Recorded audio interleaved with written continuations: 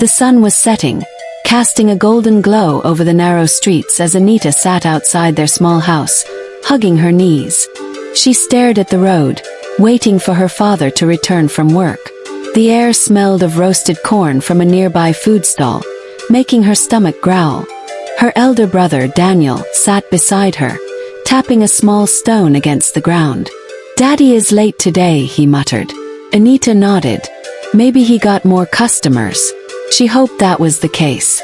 Some days, Michael came home with a smile, carrying a small bag of food. Other days, he looked tired and empty-handed. Those were the hardest nights. A few minutes later, they heard footsteps.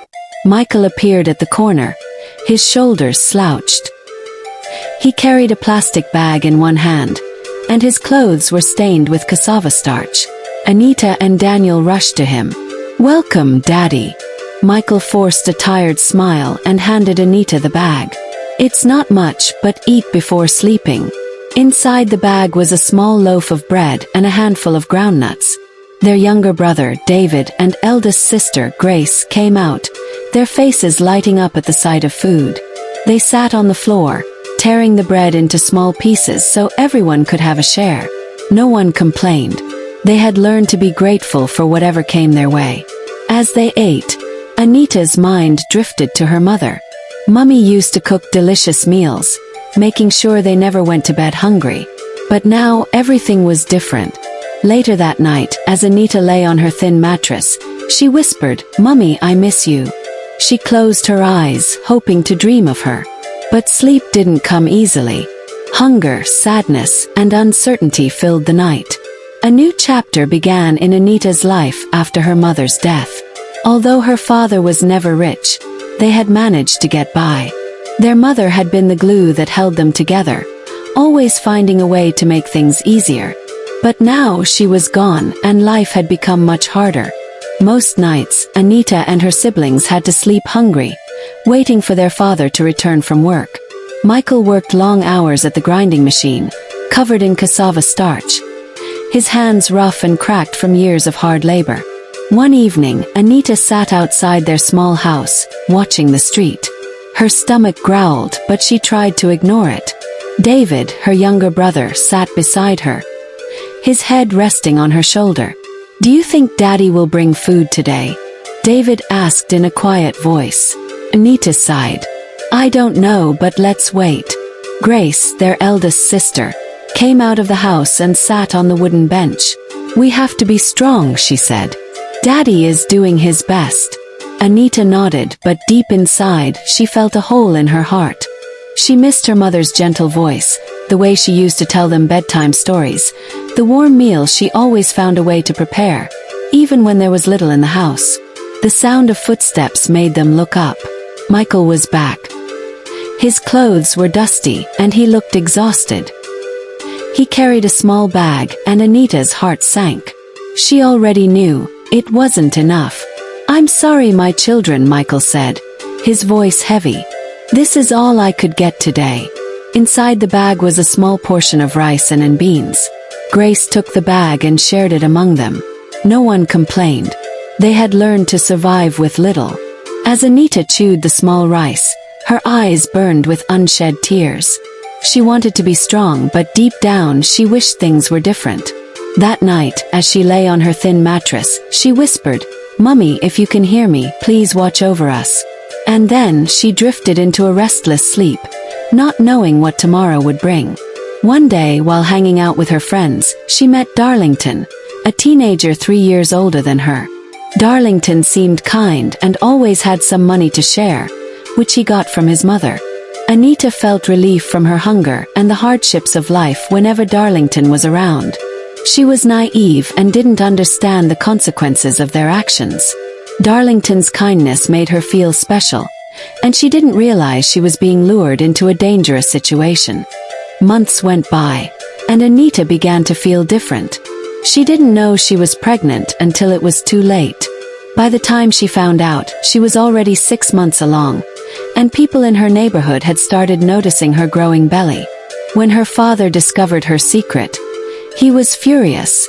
Feeling betrayed and unable to cope with the shame, He threw Anita out of the house. Desperate and frightened, Anita went to Darlington, hoping he would help her. But Darlington denied being responsible for the pregnancy, leaving her alone and heartbroken. Anita, now homeless and without her mother's support, remembered the struggles she and her siblings faced after their mother's death. She broke down in tears, knowing that her pain was only just beginning. With no place to go, no food to eat, and no one to care for her or her unborn child, Anita faced an uncertain future. Anita was grateful for her friend's help. She moved in with her, finding a temporary refuge. Every morning after her friend left for work, Anita was left alone in the house. The compound was usually empty during the day as everyone went to work, leaving her feeling isolated and lonely. One day Anita had an idea. She noticed that the junction of the street was always busy, and there was a park nearby. To keep herself occupied and earn a little money, she decided to sell pure water at the junction. It wasn't easy for her, especially in her condition, as she had to stand under the hot sun for hours. However, it relieved her from feeling lonely in the empty compound. Despite her efforts, Anita still lacked adequate care for herself and her unborn baby.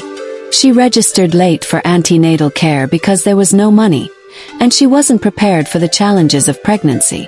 Sometimes she would sit in the house crying, overwhelmed by her situation. Her friend would console her, offering words of comfort and support.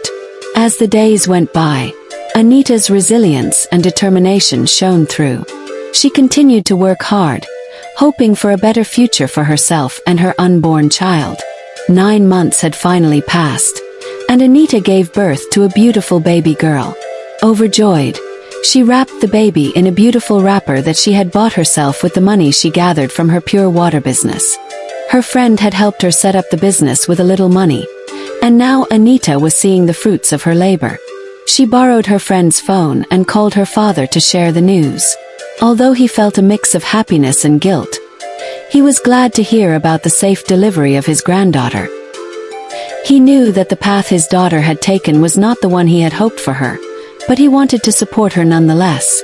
The next day, her father bought plantain, yam, tea, milk, bread, dried fish, and a little money as a gift for Anita and her baby. He asked Anita's elder sister, Sonia, to take the food down to her new residence. When Sonia arrived, she handed over the foodstuffs to Anita and carried the new baby with joy on her face. When Sonia returned home, she excitedly told her father how beautiful the baby looked. The family's support gave Anita hope and strength as she navigated the challenges of motherhood. Years later, Anita met a kind and caring guy named Felix. This time it wasn't a deceitful love. It was real. Felix loved Anita deeply, despite knowing she had given birth out of wedlock. He admired her strength and resilience, and he wanted to be there for her. Felix provided for Anita with the little he could afford. He managed a small block industry and also worked as a photographer during the weekends to augment his income. Although his resources were limited, he made sure that Anita and her daughter never felt alone or unsupported. Together, they built a life filled with love, laughter, and hope. Anita couldn't believe her luck in finding Felix, and she was grateful for the second chance at happiness. With Felix by her side, she felt strong and capable of facing whatever challenges life threw at her. As the days went by, their bond grew stronger. Felix's unwavering support and love helped Anita heal from her past and look forward to a brighter future. Felix faced many challenges with his work. At the end of the day, he received numerous credit alerts, but after deducting expenses for hiring vans to carry blocks to sites, generators, and other essential costs, he was left with very little. He had to pay his workers, and after that, there wasn't much money left for himself. Every evening, Felix would return home and give Anita a small amount of money, telling her stories of how things would get better. Anita couldn't help but be reminded of her past and the hardships she had endured. Despite the difficulties, Felix was doing his best to take care of Anita and her daughter, who was now 4 years old. Although Felix's efforts were commendable, the financial strain weighed heavily on both of them. Anita knew he was trying his best, but it was hard not to feel anxious about their uncertain future. Nevertheless, their love for each other and their determination to make things work kept them going. They both hoped for better days ahead, where they could provide a stable and happy life for their small family. Anita had always been impatient, and one day she came across a Yahoo Plus guy who promised her everything she ever wanted.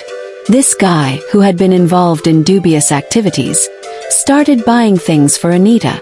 Meanwhile, when Felix asked her where she got the money from, she would lie and say it was her father who gave it for her.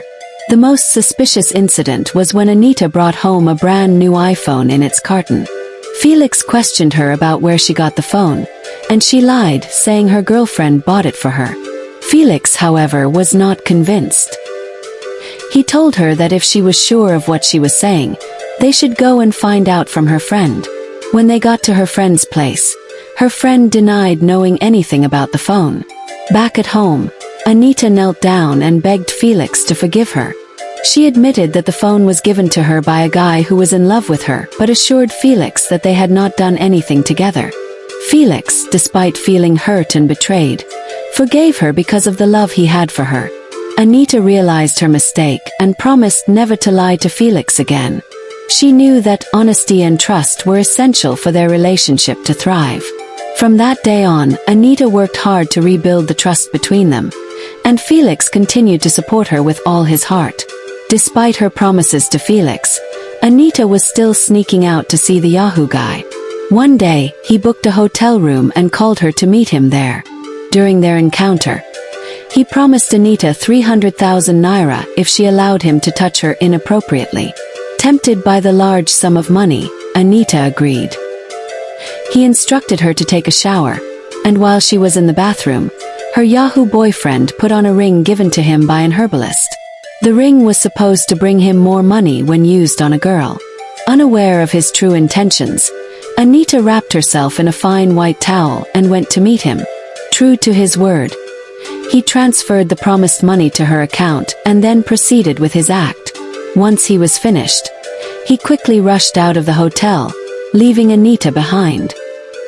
He told her he needed to buy something and would be back soon, but Anita had a sinking feeling that something was off. Left alone in the hotel room, Anita began to feel a strange unease. She realized that she had made a mistake by trusting the Yahoo boy. Her thoughts drifted back to Felix and the love he had shown her despite their struggles. She knew she had to find a way to make things right and rebuild the trust she had broken. As Anita waited in the hotel room, she began to reflect on her choices and the path she wanted to take. She knew she had to be honest with Felix and work hard to regain his trust. The journey ahead would not be easy, but Anita was determined to make amends and create a better future for herself and her daughter. Some minutes later, the effects of what the Yahoo boy did started reacting on Anita's body.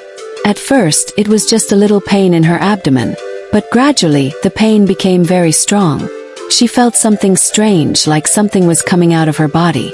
She rushed to the restroom to check and was horrified to see big worms in her underwear.